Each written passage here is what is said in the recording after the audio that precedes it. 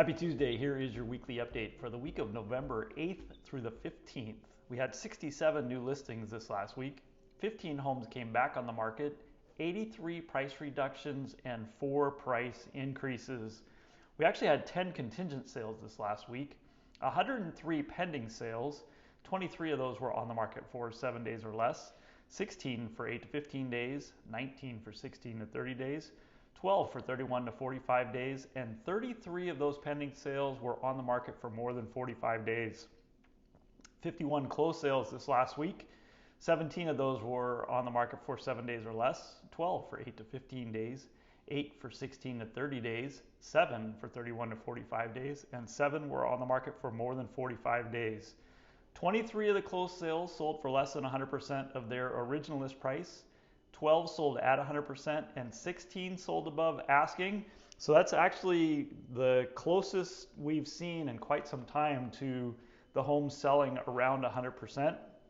Our average this week was 98.74%, the sale price versus the original list price, and it was 100.98%, the sale price versus the list price at the time of sale.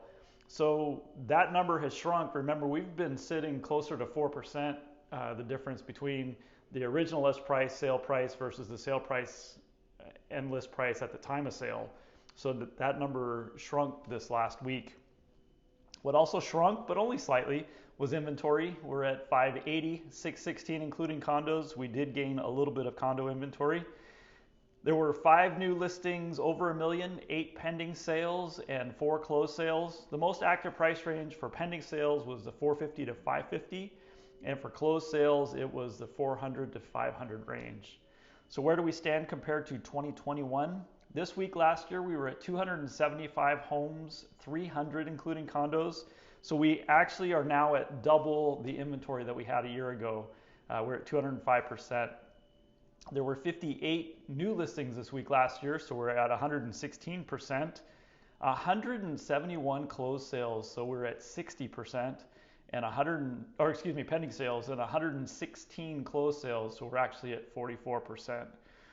So it feels like we're starting to land in some stasis here. The number of new listings has been really consistent for the last month, and the number of pending sales has also been really consistent over the last month with a few fluctuations there. So it does sort of feel like the market is stabilizing, that it's starting to figure out what the new norm is, whatever that means.